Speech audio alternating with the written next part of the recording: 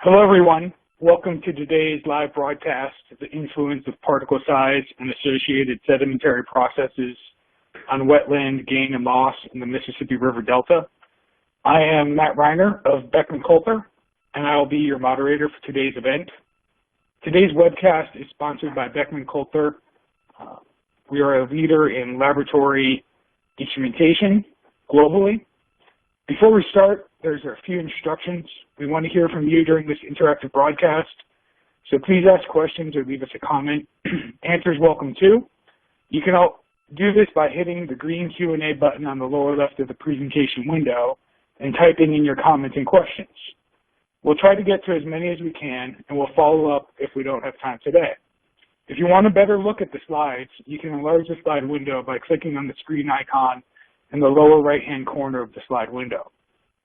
If you can't hear or see this presentation properly, please let us know by clicking on the support button on the top right or use the Q&A button. We'll make sure to resolve any issues. Now let's get right to today's presentation.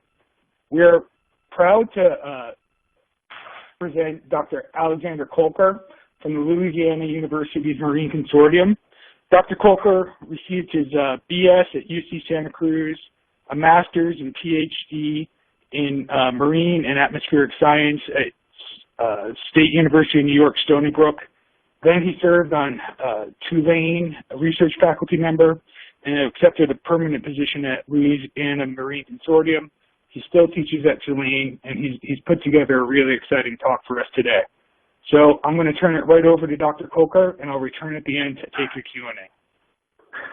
Matt, thanks so much for that introduction. I'm looking forward to this talk. I hope that you guys find this interesting. I'll be talking about processes regarding wetland loss and wetland gain in coastal Louisiana. It's an intellectually fascinating process, and it's also one that has a lot of very important applied implications. If we go to the first slide, what you can see, what I've got here is the Mississippi River Delta from space, and this is the area that I will mostly be talking about. The Delta, the Mississippi River Delta, sits at the mouth of North America's largest river, and it was built, roughly speaking, over the last 5,000 to 7,000 years, as sediments from the river were deposited in the coastal zone. You can see a few salient features of the delta that of the system that I might point out. So, for example, we've got the Mississippi River right here, which is the main stem of the Mississippi River.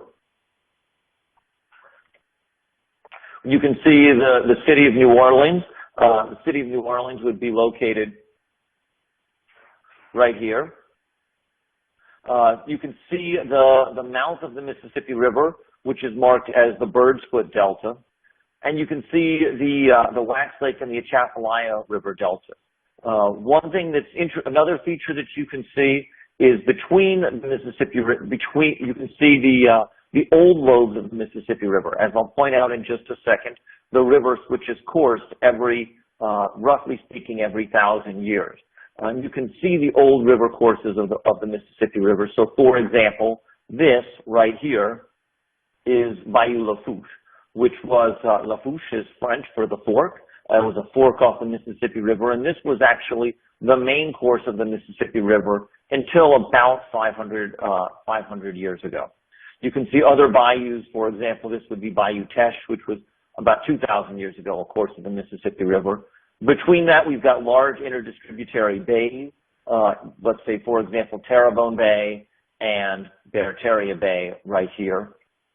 Another interesting feature about the system is that the river, for the most part, no longer flows through its delta. There are a series of levees along the Mississippi River, and that largely prevents overland flow.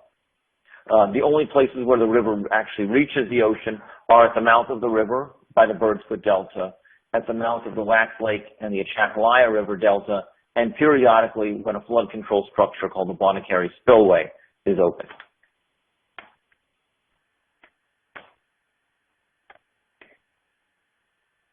So Why should we care about this system? Why?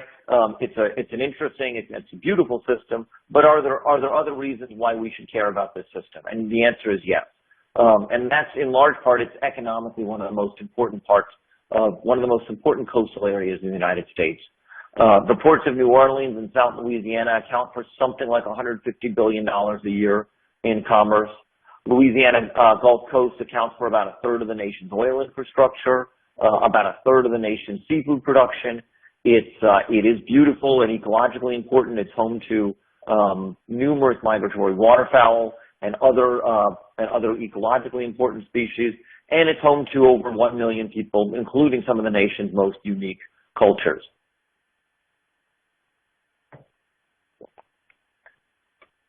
Like I said, the system was formed over the last 5,000 years, and the short story of how this system is built is that when the river is close to an area, it brings in sediments and fresh water, and that material gets deposited in the coastal zone. And then eventually the system will grade, it will build up, and it will become so high that the channel configuration becomes unstable, and the channel switches elsewhere. This is basically how the landscape was formed, and it is one of the great sedimentary features of the Earth today, of the modern Earth. And so you can see each number here corresponds to a different time lobe of the Mississippi Delta Formation. It's also a really, really big system. So we've got here just the average discharge of the Mississippi River compared to other distributaries and other systems that people might have heard from. So on average, the lowermost Mississippi delivers something on the order of 17,000 cubic meters per second. If you compare that to systems that people might be familiar with, like the Potomac and the Hudson, it absolutely dwarfs it. I've got here a few systems that you might not have heard of, just called, so for example, Baptiste Colette, right here. I only put that in there that this is one of the offshoots of the Mississippi River near the Bird's Foot. I put that in there because it's a system that most of you have probably not ever heard of, and you can see that it is substantially larger than systems that I would have expected you to hear of, like the Potomac and the Hudson and the Colorado. So a very, very large system. On average, if you look at it during flood, it is completely dwarfed system. So if you're thinking about things like particle transport, sediment transport, etc., you have to be thinking about the flow of water and the volume of water in the system and the capacity for this water to move sediment. It is quite substantial. The other thing that I think that is important about this system is that the area has lost a tremendous amount of land. It's lost something on the order of 1,900 square miles, about 4,500 square kilometers over the past century. People often talk about that in terms of a football field per hour or a football field per unit time. It's really remarkable. It's enough land that if all that land loss was concentrated in the state of Delaware, we'd have 49 states in the U.S. rather than 50. So it's really, really quite substantial. And given the importance of the Delta to the rest of the United States, the importance of the Delta to the rest of the United States in terms of transportation and commerce and infrastructure, seafood production, and ecological value, this land loss is not trivial, and it's not simply academic. It's a major issue of practical importance. Why are we losing land? I think many of you have probably heard of this. There are a lot of reasons. There's no single cause of land loss, and in fact, some of these things interact. But I will show you a little bit more about a few and a little bit of research that we've done on this topic. One issue of land loss is the high rates of subsidence. So Louisiana's sinking. You've probably heard of this. New Orleans, parts of New Orleans are below sea level. You've probably heard that. It's due to a variety of reasons. Largely, probably the two big ones Peat is compacting, so organic soils dewater and compact. There's been a lot of fluid withdrawal, oil and gas withdrawal, and groundwater withdrawal. Another reason, global sea level rise. So global sea levels are rising, and the rate of global sea level rise is accelerating. So that would be another reason. Reduced sediment deposition is one. So there's levees along the lower Mississippi River, like I showed you, prevent sediment from entering the Mississippi River. Dams along the upper Mississippi River prevent some of that sediment from even reaching the coastal zone. There's been a lot of canals constructed in the region for oil and gas activity and navigation. So that's a cause of land loss. There's been a lot of hurricane activity, and there's been a lot of eutrophication. There's a lot of nutrients that have been added to the system, and that changes the plant community. One interesting thing that is not a major cause of land loss in the lower Mississippi River is the loss of sediment offshore. For a long time, people may have heard this, that it looked like there was a lot of sediment being lost offshore. And indeed, if you were to look at a slide like this, you might be forgiven for thinking that. So, for example, if you look at these areas, you can see major sediment plumes into areas that are 20 meters deep or deeper. So one might think that a lot of sediment is being lost offshore.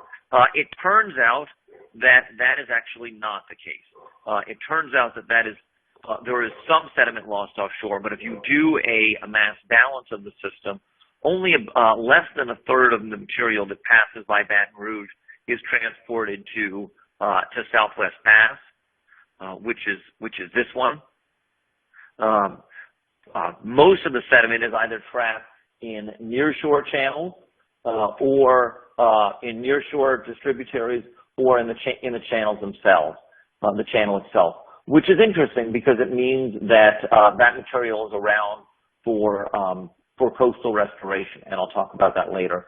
We can look at, and this is a paper, I was not directly part of this paper, but I think it really sets the stage nicely, and one can look at issues like the total load and also the sand load. There's a lot of interest in this area in terms of what is the difference between what fraction of the load is sand and fine. And I'll get into this more later, but they have different properties, of course. Sand is probably better for building up a marsh, and it has lower compaction rates, so it can build up an area more rapidly. Fines, on the other hand, typically are transported further and can get into wetlands and interdistributary sort of backwater systems, but isolated systems more easily. So knowing the difference between the sand load and the fine load is of importance to coastal restoration planning. Now, one thing that I'll point out, this is some nice work that was a little bit of work that was done by a student of mine, Lauren Land, and she was actually looking at chemistry as a control on particle size on deposited sediments. And I'll just go into this briefly, but essentially she took certain sediments, she disaggregated some, did not aggregate others, incubated some, did not incubate others. And what she found is that if you look at the way a particle behaves, its effective size is actually different substantially different from the disaggregated size. And that has important practical implications. If you're thinking about how these sediments might behave in the coastal zone, the disaggregated size that you might measure by, let's say, removing organic and deflocculating sediments is very different from the size from the way a particle might behave in nature. So we can actually look at treated versus untreated sediments. We've got treated versus untreated sediments. Here, for example, in this top sediment, in freshwater sediments, and you can see with treatment and no treatment, the actual particle size of the sediments are substantially different. So as we begin to talk about how these systems behave in nature, we have to realize that what you might measure in lab is actually quite different from the way the system might behave in nature. I'll talk to you for a second about wetland loss and a little bit of work that I've done on this matter. in terms of a driver of wetland loss. So we put this in context in terms of Grand Isle. We looked effectively at sea level change in Galveston, Grand Isle, and Pensacola. These areas all have long-running tide gauges, so water level gauges that have been running for the last, let's say, 50 to almost 100 years. More like 70 to almost 100 years. And one thing that you can see is that the rates of sea level rise at these places in terms of millimeters per year are substantially different. Grand Isle, the rate of relative sea level rise is on the order of 9 millimeters a year. At Pensacola, it's on the order of 2.5 millimeters a year. At Galveston, it's on the order of 6 millimeters a year. The other thing you can see is there's a lot of variability. So the variability in these systems is often an order of magnitude greater than the long-term trend. So if we look at the year-to-year variability, or the variability from a few years to each other, let's say at Grand Isle, you can see it's on the order of tens to hundreds of millimeters, whereas the long-term variability is, 9 millimeters or so. Another thing that's interesting about this variability is that it's spatially coherent. So places like here, where the variability, where the gauges overlap, you can see actually that the variability is coherent between, let's say, two gauges, between, for example, the gauge, the Pensacola and the Galveston gauge, or the Pensacola and the Grand Isle gauge. So you can see that there's spatially coherent variability. One way that we can get at what this variability is that we can detrend the variability. We can take the gauge at Grand Isle. We can detrend it and look for years when sea level is higher than normal and sea level is lower than normal. And we can go and we can reconstruct, use the NCEP-NCAR reanalysis tool and deconstruct sea level during years when sea level is higher than normal and years when sea level is lower than normal. The short story is that during years when sea level is higher than normal, we've got a low pressure system that's typically over the central Gulf of Mexico, which directs winds onshore. And when sea level is lower than normal, we see the opposite. We typically see a high pressure anomaly which directs winds offshore, suggesting that there's a dynamic control on sea level change. That dynamic control is, there's a dynamic control on sea level change. The short story is, because if we are correct in that, assuming that this interannual variability results from meteorological factors, then we can remove the correlated interannual variability by subtracting one gauge from another. And interestingly, because Pensacola is stable and Grand Isle and Galveston are moving, Pensacola, it turns out, sits on limestone. Galveston and Grand Isle sit on soft sediments, largely unconsolidated silts and clays, with some sand on the top. We can actually see we can subtract one gauge from another and get an inferred subsidence curve. This is what our inferred subsidence curve looks like. And I'll just focus on Galveston, on Grand Isle, but we've got a period of slow sea level rise, followed by a period of relatively rapid subsidence, followed by a period of slow subsidence. We can break that sea level record into we can look at what the rates are for various periods, and these are the rates here at Grand Isle on the right.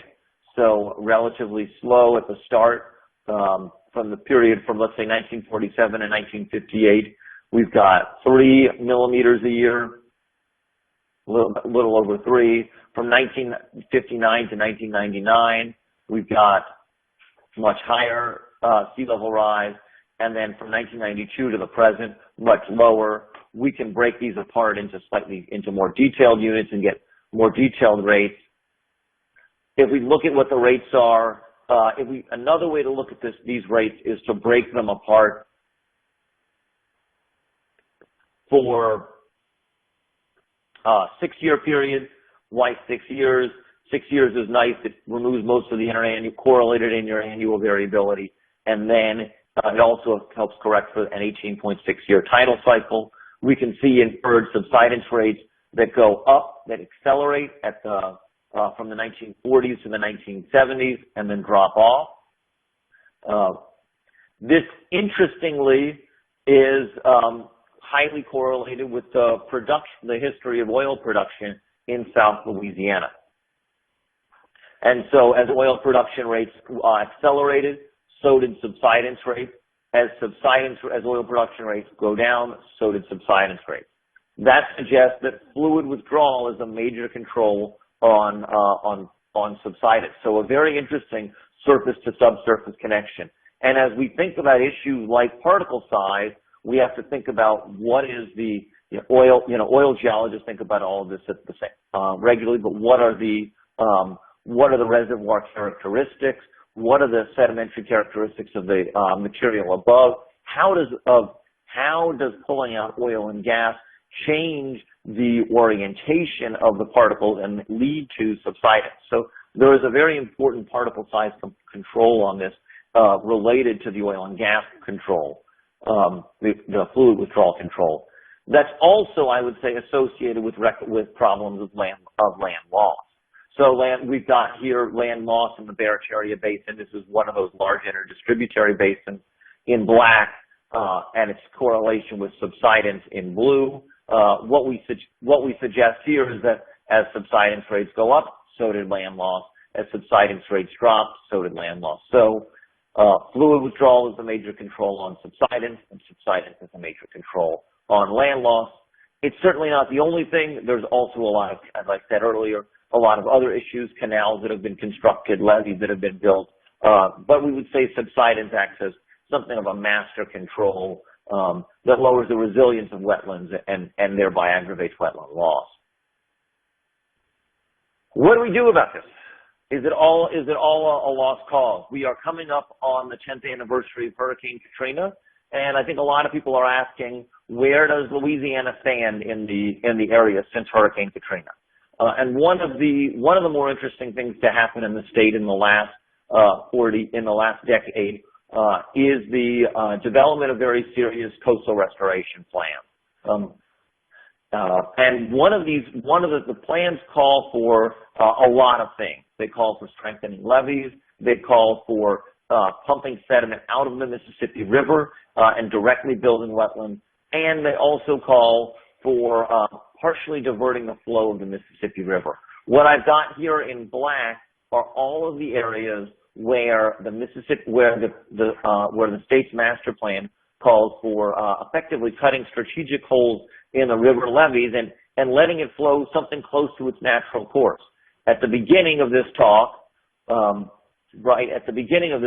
told you that the whole area, that all of coastal Louisiana was built by the river depositing sediments in the coastal zone. If we return to this, the idea is to do something similar, to cut crevasses in the levees in strategic locations and to allow the river to flow something close to its natural course and build land. There's a big question about whether or not this can be done and how feasible it is, and it's a fascinating scientific problem to work on. How much land can we build? If you look at strategies of restoration if you look at other crevasses that were cut in the river over the last century, you can see that these crevasses often build something on the order of a few hundred square kilometers worth of land over a time scale of less than a century. That's order of magnitude, the scale of the system that we're looking at. As a scientist, we can study some of these areas that are analogous to the kind of river diversions that are proposed by the state and many scientists. And if you can look, for example, I'll just point out a few. There's the West Bay diversion at the mouth of the Mississippi River. There's the Carnarvon and Davis Pond diversion, which are near New Orleans. Those are relatively small. There's artificial features in the bird's foot. So if you look, for example, at this area, there's a lot of, and we'll zoom in closer to that in just a few minutes, there's a lot of there's a lot of areas that are in there that with active channels that are analogous to the kind to diversion-like settings. So these diversions have captured a lot of attention. Why there are, I would say, a number of trade-offs associated with them. Why should people build these, and why might they not? The advantage of them, they are capable of transporting large quantities of sediments to receiving basins. So they are an effective way to move sediment. They're effectively gravity fed, and so the operational costs are long-term much less than, let's say, dedicated dredging. And the continued delivery of sediments allow for sediment delivery over a long period of time, which has the ability to allow marshes to keep pace with relative sea level rise. So if you are, as sea level rises, for a marsh to persist in the face of sea level rise, new material must always be deposited on that marsh surface. And if you have an open flow of water and sediment, the marsh will have an easier time keeping pace with sea level rise. On the other hand, there are some other issues. Continental scale sediment loads are probably only half of what they used to be, largely due to the construction of dams in the Missouri River Basin. Another issue is that some local river environments favor deposition, whereas others favor erosion. So where do you put the diversion? Are the diversions, the best spot on the diversion in the river to build a diversion, the best spots on land to build a diversion? And then also they could lead to, probably one of the most significant concerns is that they could lead to shoaling in the Mississippi River. So you could wind up building land. If you were to divert water, you would slow down the flow of the water in the Mississippi River, and the material, particularly the heavy material, the sands and the like, would settle out in the river, and you could get a sandbar forming, and that would be hazardous to navigation. So pluses and minuses. It's an issue that has gotten a lot of attention in the scientific community, and the role of particle size is not a trivial one. These are papers from Nature Geoscience, so one of the leading journals in the field, and people are arguing about how much sand is in the Mississippi River Delta, and is there enough sand to supply to the whole system. This kind of paper was taken up actually by the local press, and so in an academic journal, but certainly with interest beyond academia. My view is that, and I side with the people that are a little bit perhaps less optimistic and saying that there's not a huge amount of sand left in the entire system. If you look at sand loads, total sediment loads, they've dropped off substantially since the 1960s, and it looks like sand loads have dropped off as well.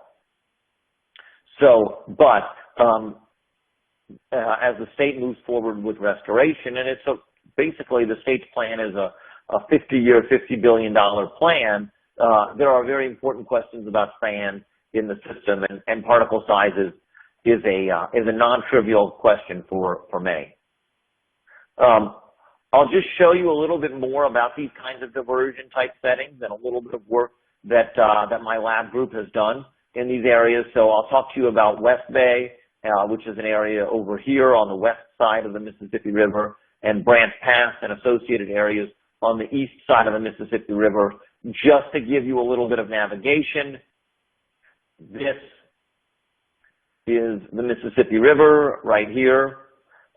This here is Venice, Louisiana, right here. Venice, this is as far south as you can drive a car. We often refer to this area right here as head of passes. If people measure how far a city is from the mouth of the Mississippi River, they typically take this point right here as the mouth of the Mississippi.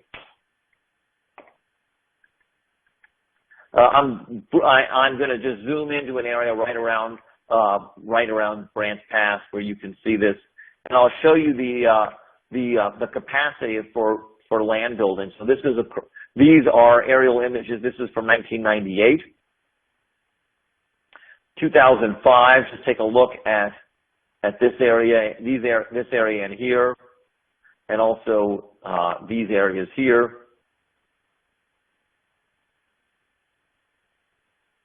So take a look at these areas, and as we move forward over time, you can see the marshes are filling in and expanding. And this is effectively the process, the same process that the river diversion plans want to take hold of. So it's possible, if properly managed, to build land over a short time scale. We did some work looking at one of these crevasses. This was work that was largely done by a master's student, Chris Esposito, that I had the pleasure of working with, and I sat on his committee. He did some work in the Branch Pass splay, ran some ADCP data, so acoustic current Doppler profile, to look at flux and velocities and discharge across the river. Interestingly, he found that if you go from here to here, let me pull up the whiteboard. If you go from here to here to here, so I believe the last one was, I think it was this one was the last, to here is the last one. And you look at the velocities, the flux drops substantially as you go down this channel. So the flux drops from, as you go from, by almost an order of magnitude, from 2,700 meters per second to on the order of 260 cubic meters per second.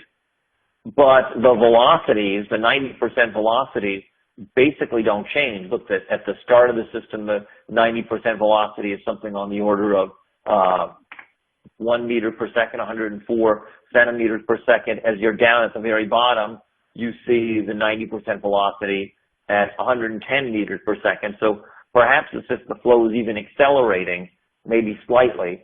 The threshold for sand transport is something on the order of 20 centimeters per second. And so one thing that's interesting about this is that the system is capable of transporting sand 6 kilometers inland. This has a lot of practical importance, as I'll talk to you I'll tell you more in just a second. Like I said, these marshes must keep pace. So the marshes must keep pace with sea level rise. This graph is just just to show you what the rates of relative sea level rise in the area are. They're tremendous. They're on the order of a few centimeters a year. So just to briefly show you that.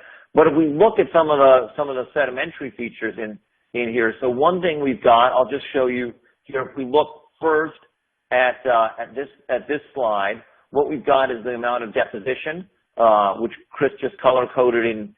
Red is no deposition, green is 2 centimeters worth of deposition, and blue is up to 3 centimeters worth of deposition. We measured sediment deposition by using beryllium-7, which is a naturally occurring particle reactive radionuclide that typically sticks to fine-grained sediments. And what we found is that on the outside is that sediment deposition in many areas that was up to 3 centimeters worth of deposition, with the greatest amount of deposition occurring on the outside of the bar rather than on the inside of the bar. That's one finding. He was also able to look at we were able to look at the properties of sediments that were deposited. So, for example, we could look at, we took a series of X-radiographs. These X-radiographs, so X-ray X-rays are just like, and we can X-ray sediments just like you can X-ray your bones. If you X-ray the sediments, light passes, X-rays pass through the dense sediments but make their way through. X-rays are stopped by the dense sediments, but they make their way through the less dense sediments. So it's a way of getting at the density of the sediment. And we can relate these graphs so we can look at the density of the sediment, and that's typically controlled by particle size and the amount of organic matter. And we can also look at particle size of various sediments, which we did with a laser diffraction particle size analyzer. And we can see that the particle size of sediments, and this is going from C4 to C6. So this goes from here to here to here. And you can see a fining of sediments as you go across the bar. So at the top of the bar at C4, we're looking at, for the most part, fine to medium sands. And as we move back on the back side of the bar, we're looking at silts and clays. So this tells us something about the environment, that what a depositional setting might look like. And Chris was able to put this in the context of a conceptual model of land building. And the idea is that as flow increases, so as the river rises with, for example, a spring flood, the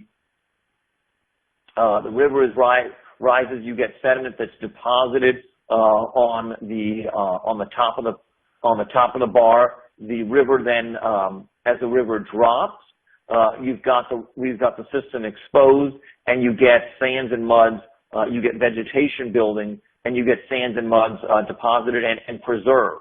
So ultimately what you see is alternating patterns in the sedimentary record, is alternating patterns of sands and muds in this bar environment. And we can use this kind of conceptual model to help advance our understanding of how these systems form. And if we want to understand how these systems form, this is critical for restoring them.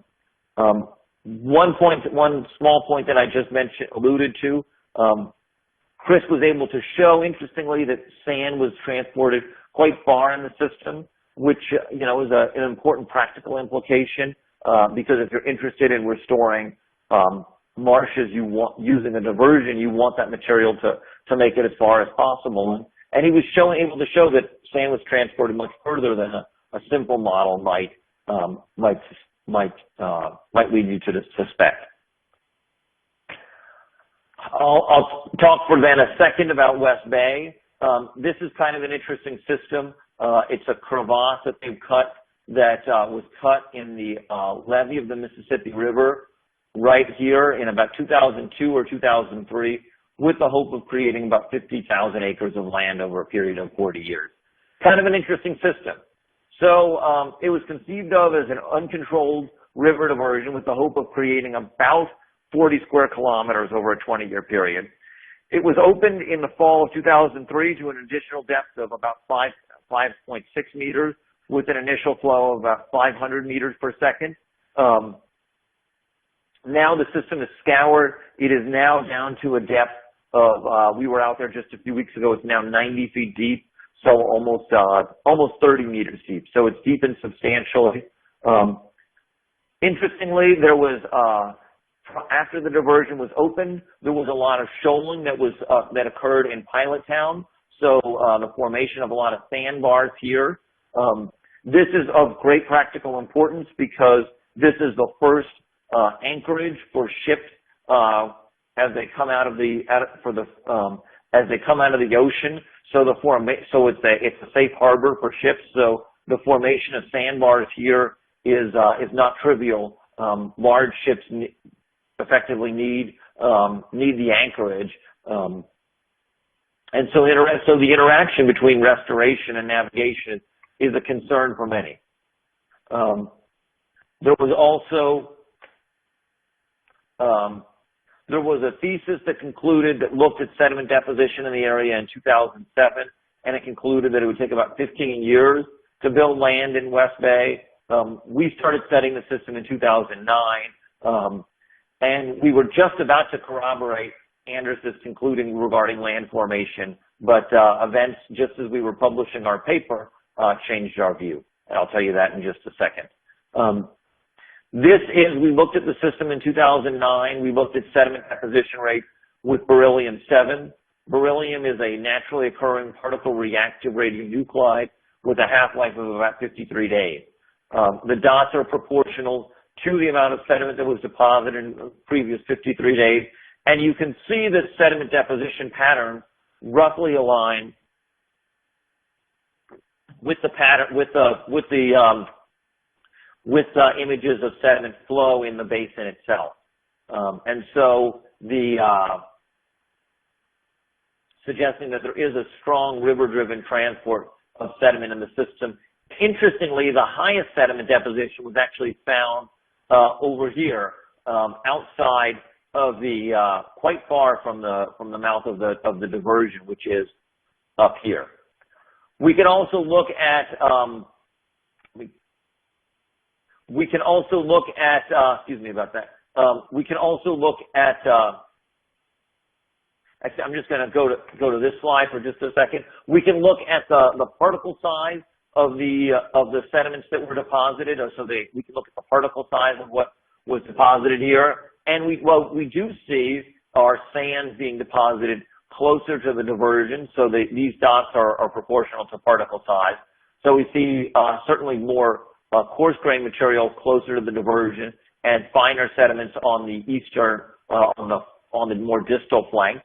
So that does help us provide information that can be put into models. It does look like there's some flow down the center of the bay, so we can get a sense of the controls on the sedimentary properties in the system. We can take X-rays of these cores, and we can take longer cores, and we can take X-radiographs of these cores, and we can look at we can use this to look at the kinds of sediments that are deposited. You can see these bands. This one worked out pretty nicely, but you can see if we look at, let's say, core 30, any of these cores, you can see patterns of alternating dense and coarse material. So, alternating less dense and less dense material. So, probably similar to what Chris Esposito was seeing, alternating patterns of fines and coarse sediments. In some cases, you can see old marshes, so you can see dark areas like roots here and here, and you can even see biogenic material like shells, for example. So we can look at the history of these environments and see that these have been largely river-dominated environments for the last for the recent history. We can also take sediment cores and look at the geotechnical properties of these material. So we can look at the water content, organic loss on ignition, which is organic content, shear strength, and grain size, and we can see that these properties are, for the most part, related. Interestingly, I'll point out, maybe just as a little bit of a pointer, we'll look at here, which is this area, the relationship between grain size and shear strength. So indicating that particle size is an important control on shear strength. Obviously, if we're interested in restoring a marsh, we want stuff, and restoring an ecosystem. For the most part, one wants sediments that have a relatively high shear strength, because the area is exposed to waves, storms, hurricanes, and one wants to build a marsh out of or a marsh or an embayment out of the most erosion-resistant material.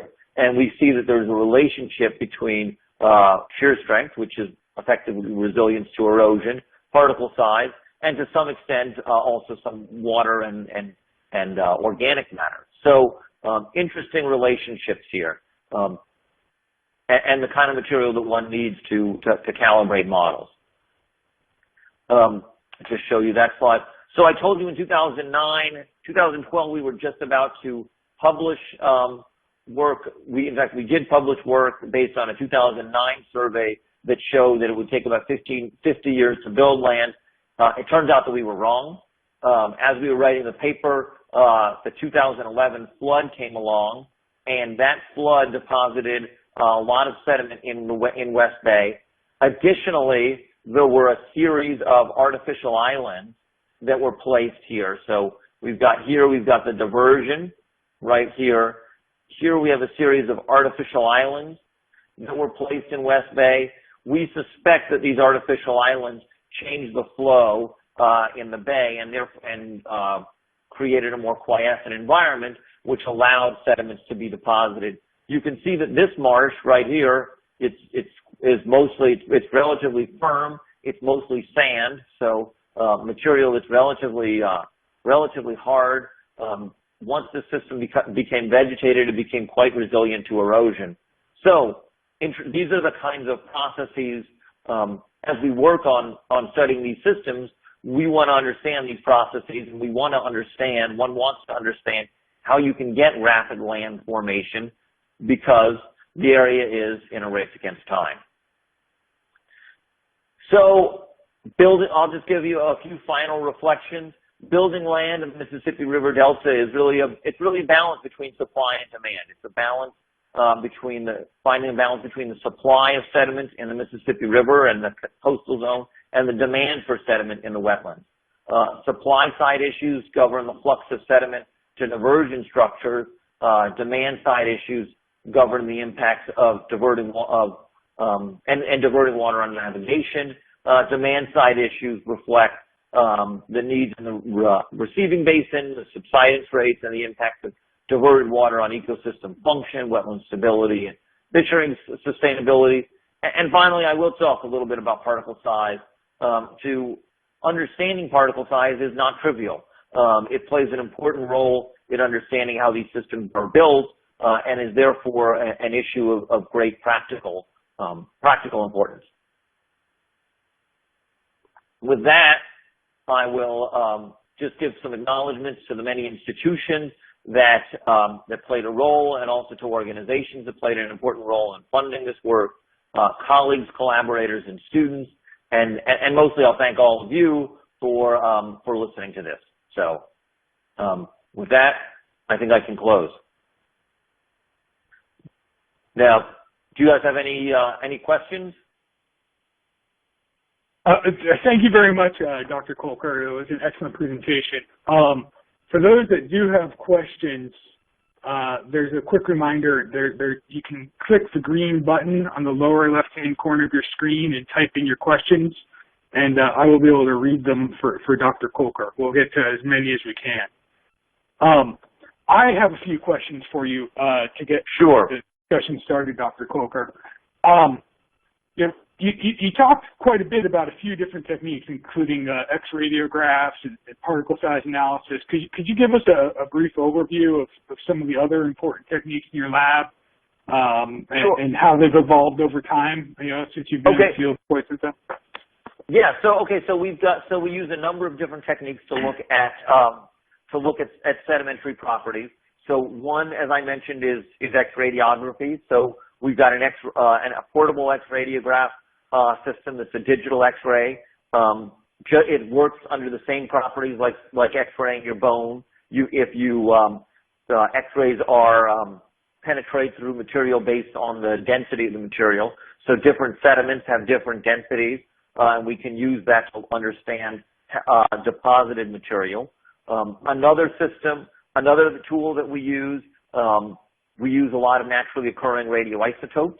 So there are isotopes that there's a small background level of radiation in the environment, and there's micro differences in these levels of radioactivity, and we use that to understand sedimentary properties. Particularly, we are interested in sediments in radioisotopes that attach on to sediments, and that is generally fine-grained sediments. So we're looking at material, radioisotopes like beryllium that has a short half-life of 53 days, lead-210 that has a half-life of 20 years, and cesium-137, a bomb product that has a half-life of 30 years. All of these are good for reconstructing the history of the sedimentary environment, and they all, for the most part, prefer to attach on to fine-grained sediments. So those methods work great in muddy settings, maybe not so well in, let's say, like a beach or a barrier island kind of setting. Other tools that we use laser diffraction particle size analyzers. So we've got a Beckman Coulter LS13320. We've got one of those. That's very good for measuring particle sizes of samples that have been collected. And again, roughly speaking, on the order of about clay to sand size particles. We do use that for the record. We've also got we'll use in the field. We've sometimes deployed LIFTs, which are laser in situ scatterometers. Those systems, I didn't show you too much of the data. Chris used one a little bit in his work, but it's a field deploy unit which you can use, which will scatter light, and the amount of light scattering is proportional to the particle size. So so that's another way of looking at particle size. We use other more bulk techniques to look at, like shear vanes to look at shear strength, buckle furnaces to combust sediments, and we also partner with a lot of other labs that do either geochemistry or that look at the hydrodynamics. So the ADCP's work was done by, for example, by Chris's advisor, who's a physical oceanographer. Wow. So there's quite an array of tools that you bring to bear. It's very interesting from my perspective, since Beckman Coulter manufactures such tools. We're getting some questions in, and I'd like to read them. First, we have a question from, I'm willing to mispronounce the name, Wilhelm Luhenapeti from Royal Haskoning. Excuse me if I butchered your name. He asks you, Dr. Kolker, on the slide of shear strength related function of grain size, can you elaborate on the one, the grain size? There are three curves, red, black, and red. Great. Very simple question. Very simple question. That's so let me just make sure I give you this right. The black is the D50, the red is the D10 and the D90. Okay, thank you very much. We have another question from Blaise Pizzol. Dr. Kolker, do you have any studies that exist that track sediment longshore transport from West Bay diversion to the Plaquemines barrier island chain? I have not looked at too much of what happens offshore in the West Bay area. One area that we have looked at that I just for this time did not speak about was offshore transport of sediment from out of the Atchafalaya River in the 2011 flood. So we did a lot of work looking at the sedimentary plume and where it went and how much sediment was transported during the 2011 flood on the Atchafalaya side. And we did look at that. That was a fascinating flood. It was one of the largest floods in the last 40 years. They opened up an additional water control structure and sent an enormous amount of water down the Atchafalaya River, and it pushed the short story about that during that flood was that flood that year, the 2011 flood, did not have any more sediment than any previous years, but the sediment transport was highly concentrated into just a few months, and that forced sediments far offshore. So basically, you had a bigger flood, you had higher velocities, and you put more material offshore into open water. The interesting thing in terms of a contrast between those two systems, the Atchafalaya system, all of that material was deposited in a relatively shallow shelf that was often just a few meters deep, or at least a lot of it was deposited in a shallow shelf that was just a few meters deep. On the Mississippi River side, anything that would make it out to sea would be deposited in a system that was substantially deeper. So I have a related question for my own interest. Have you noticed any effect in the sedimentary processes as a result of the BP oil spill in 2010? That's a great question. So there has been, and it's an interesting question. We were heavily involved in the spill when it happened, and then after that, I moved on to some of the other restoration questions. But you could see different things in different places. So, for example, in some mangroves that were heavily impacted by the spill in the very early stage, we could see a lot of erosion of sediment. So the roots, it was interesting, the roots stayed behind in one area, but you could see all the sediments had been washed out. In other areas that were hit by the spill, you could see, you would form tar balls and tar mats. So some marshes, one common feature that you would see is you'd almost get like a little crust on the surface of the marsh, like a crust that would be anywhere from a few millimeters to a few inches thick in places that were heavily impacted. There's also been talk about accelerated rates of erosion of the marsh in areas where there was the spill. So still evaluating all that, it sounds like. Yeah, still evaluating that. And yes, and there's there's an ongoing research effort, a large ongoing research effort to look at some of these issues. So we were. That's the short story. So I have another question from the audience from Wes Starr of Open Space Consultants. He wants to know: do the particles have a discernible upstream history or profile pointing to a source location? Great question. The answer is it would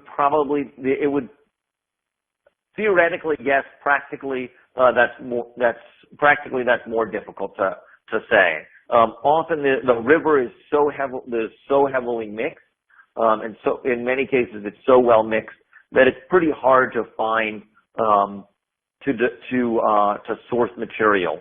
I typically stayed away from that, thinking that it would be a difficult thing to do.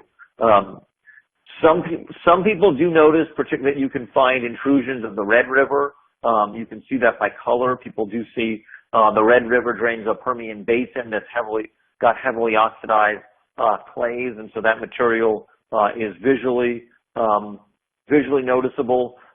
Looking for geochemical weathering signals is challenging, in part because of the physical heterogeneity in the environment. I would suspect would make finding a signal more difficult.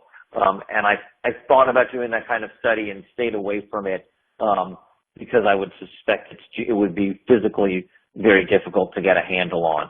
Theoretically, if there was something that had a distinct geochemical signature, it might be maintained. But physically, I would think that could get very heavily mixed, and you might have a hard time finding it. Okay, we're getting close to our final time, so I have time for about 2 more questions. So if anybody wants to submit them, please do. We have one from Blaise Pizzold. What are the most common colonizing plants on the newly forming deltas? Have you noticed succession of certain species on these newly formed deltas? Yeah. That is my student Alex Amin's PhD thesis. So great question. Hopefully he'll be done in a year, and we'll have a more complete answer to that. But there is a lot that's known. There is stuff that's known. That is often Phragmites. It depends on the ecosystem, but often Phragmites is an early colonizing plant. Some of the other colonizing plants often can be things like Sagittaria or Typha. The ecological succession one is an interesting one because there's probably a strong relationship between the ecology and the sedimentology. The elevation of the area determines its flooding frequency, which determines the plant community. The plants play an important role in trapping sediment. Trapping that sediment, then what plants are there affects the amount of sediment trapping, which affects the amount of sediment deposition, which then affects the vegetation that grows there. So there's a feedback. It's a fascinating question, and hopefully Alex will be done with his PhD in a year or so, and we'll have a better answer on that. Okay. So we have another question from C. Mailing Hamilton, excuse me. You mentioned that the sediment delivery has decreased historically by 1/2. Has the cyclic release of built-up sediments from the dam systems and Mississippi River competence been considered in providing a dedicated source of sediments for wetland restoration? You know, I think it depends on. That's a good question. I mean, I don't know what. I don't think it's ever been. I'm just talking off my own personal understanding. I don't think it's ever been seriously considered. Now, certainly people have thought about it and said, you know, you will see bumper stickers around that say, please send us dirt. So I certainly one that people have thought about. How you would manage that would become have some practical questions, and I don't think that those discussions have gone all that far. It's certainly something people have thought of, but I don't think it's been the planning has been as serious as some of the plannings for releases of flood pulses in the Colorado. There's been a lot of interesting work on artificial flood pulses in the Colorado River, and I don't think that the level of planning for flood releases has come to that level for the Mississippi-Missouri River system. Okay. Well, I think we can do one more question, and it's from Willem again. You know, what do you mean by percent loss on ignition? Great. So that's a proxy for organic content. Very simply, you stick the sediment in a muffle furnace for 6 hours, and you combust it at 550 degrees C. So, and everything that burns, you assume is organic. So it's a nice simple way of getting at. So if we've got an LOI of 20, that means 20% of the dry weight of sample combusted at 550 C, and we assume that that's pretty much that level you're burning off pretty much all the organics, but not too much else. And we've done some testing to look at that, but it's a proxy for organic content. Thank you very much, Dr. Kolker. For additional questions, you know, we'll be able to follow up via email. So if you have them, please feel free to email us or type them into the Q&A button now. I'd like to thank Dr. Kolker as well as LabRoots for helping us organize this webinar, and of course all of our attendees for some great questions and interaction. As a reminder, today's webcast will be available for on-demand viewing for 6 months from today. You'll receive an email from us alerting you when it's available on demand and posted on leverage.com. You're welcome to forward this announcement to any colleagues who weren't able to join today. I want to thank you very much for logging in and participating in today's broadcast, and we hope to see you next time. So have a great day, and thank you very much for listening to our webinar. And thank you all for listening, and thanks, Matt, and all your coworkers for organizing this. Thank you. Thank you.